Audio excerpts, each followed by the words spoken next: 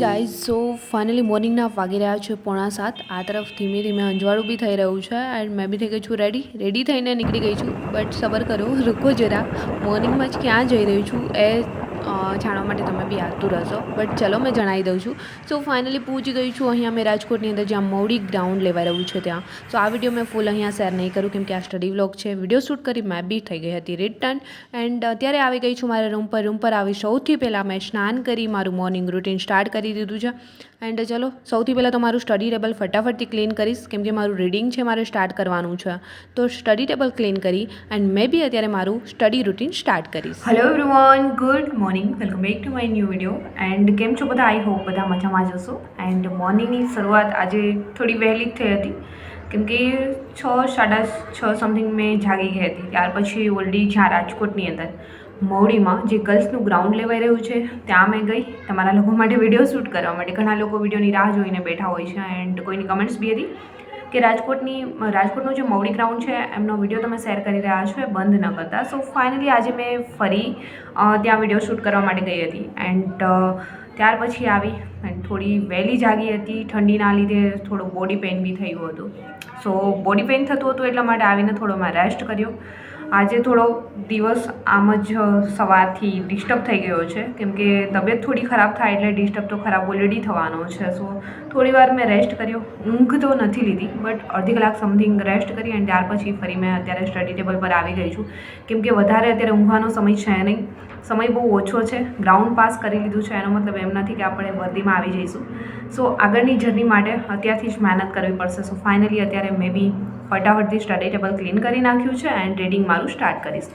And 2 દિવસથી આ મેં ઓલરેડી જે બુક્સ રીડ કરી રહી હતી એ તમારી જોડે શેર તો કરું જ છું બટ સામાન્ય વિજ્ઞાન જીસીઆરટી એન્ડ એનસીઆરટીની. સો 2 નહીં, આમ તો જો કે 3-4 દિવસ થયા.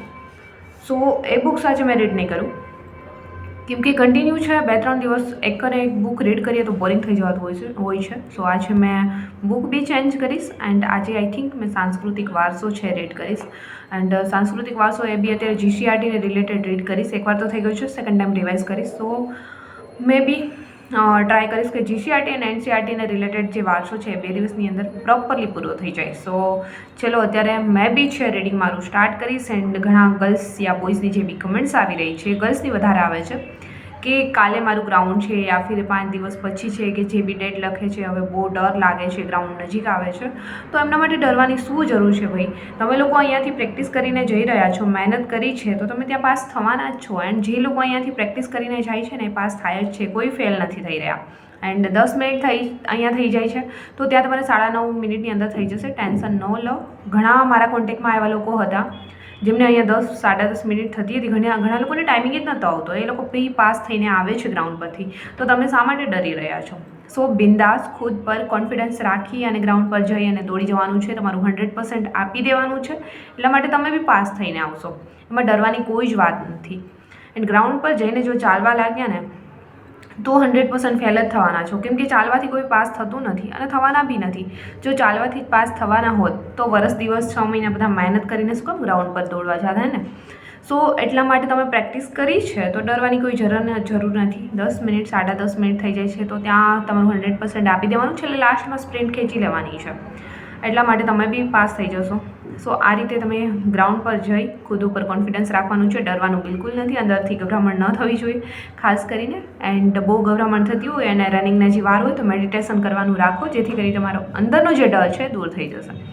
સો ફાઇનલી ચલો મેં બી છે અત્યારે મારું રીડિંગ વગેરે સ્ટાર્ટ કરીશ એન્ડ ત્યાર પછી તમને બી મળીશ મેં આગળ બ્લોગમાં. એન્ડ ઘણા લોકોની બુક્સ માટે જે કમેન્ટ્સ આવી રહી છે કે તમે કઈ બુક્સ રીડ કરી રહ્યા છો તો એ બી મેં તમારી જોડે વિડીયો શેર કરીશ ટાઈમ મળતાની સાથે. એન્ડ જ્યારે બી લાઈવ આવીશ ત્યારે મેં જે બુક્સ રીડ કરી રહી છું એ બી શેર કરીશ. બટ અત્યારે જે મેં બુક્સ રીડ કરવાની છું આઈસની મારી પાસે બુક્સ છે જીસીઆરટી એનસીઆરટીને રિલેટેડ માસ્ટર બુક. એમાંથી સાંસ્કૃતિક વારસો છે ફટાફટથી રિવાઇઝ થઈ જાય એટલા માટે અત્યારે મેં એ રીડ કરીશ.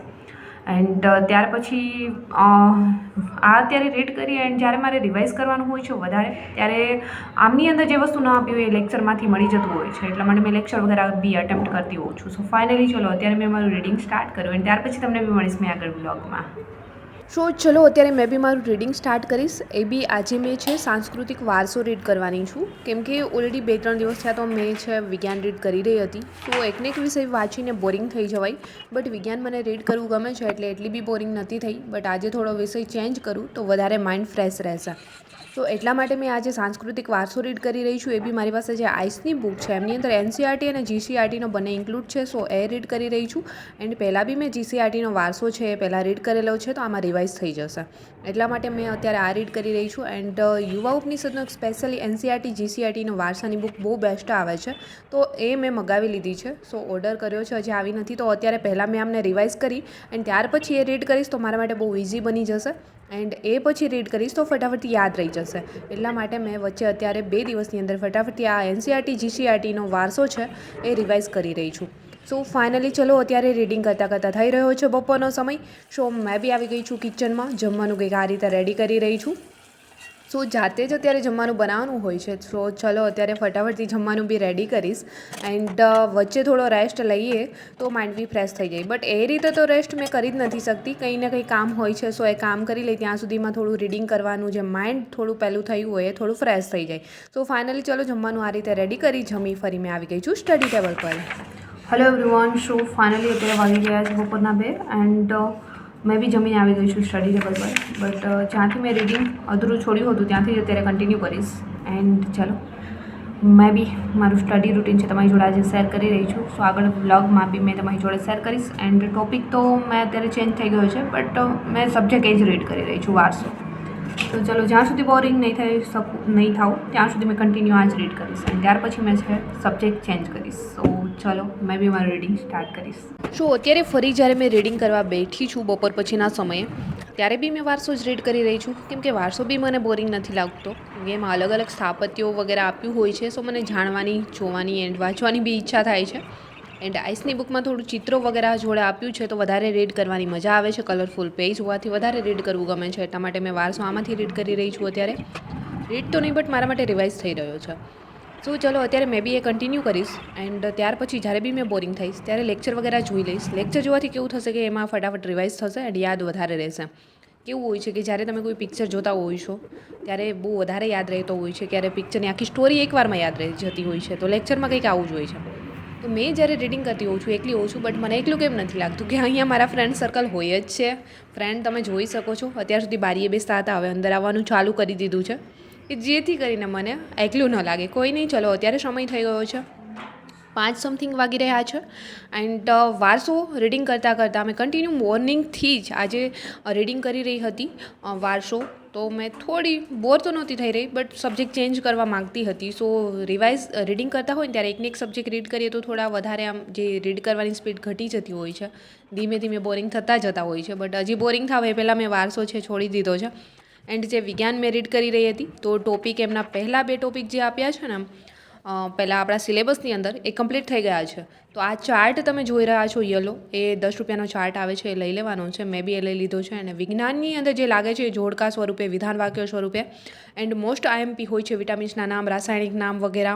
એન્ડ એના જે સંજ્ઞા આપેલી હોય છે જે યાદ ન રહેતી હોય, તો મેં મોસ્ટ IMP મને લાગે છે કે વારંવાર રિવાઇઝ કરવું પડશે. એમને આ ચાર્ટની અંદર લખી એન્ડ દિવાલમાં ચિપકાવી દઈશ, જેથી કરીને એક્ઝામ આવે ત્યાં સુધી મેં વારંવાર એમને જોઈશ તો મગજની અંદર ઉતરી જાય, એટલે ઇઝીલી યાદ રહી જાય. તો તમે બી આવી મેથડ અપનાવી શકો છો કે રીડિંગ કરતી વખતે યાદ ન રહેતું હોય તો કોઈ બી ઉપાય અપનાવો, બટ યાદ રહે એ રીતે રીડ કરો. આ જ આપણા માટે મોસ્ટ ઇમ્પોર્ટન્ટ છે. તો મેં બી આ છે ચાર્ટ લઈને આવી ગઈ છું. એન્ડ 10 જ રૂપિયાનો ચાર્ટ આવશે, તમે બી આ લઈને કરી શકો છો. તો મેં કંઈક અત્યારે આ રીતે આ મેથડ અપનાવી રહી છું રિવાઇઝ કરવા માટે. એન્ડ વધારે રિવાઇઝ કરવા માટે લેક્ચર વધારે મને છે એ ઉપયોગી બને છે. સો આ રીતે મોર્નિંગ ટુ નાઇટ મારું કંઈક રીડિંગ ચાલતું હોય છે. એન્ડ ચલો અત્યારે રીડિંગ કરતાં ચાર્ટ બનાવતા ઓલરેડી છે સાંજનો સમય થઈ રહ્યો છે. મેં બી કિચનમાં આવી ગઈ છું, સાંજનું જમવાનું રેડી કરીશ. જમીને બી મેં મારું રીડિંગ કન્ટિન્યુ કરીશ, બટ વ્લોગ કન્ટિન્યુ નહીં કરું. આજનો વ્લોગ મેં અહીંયા સમાપ્ત કરીશ. એન્ડ જલ્દી મળીશું મારા ન્યૂ વિડીયો સાથે. ત્યાં સુધી બધાને બાય.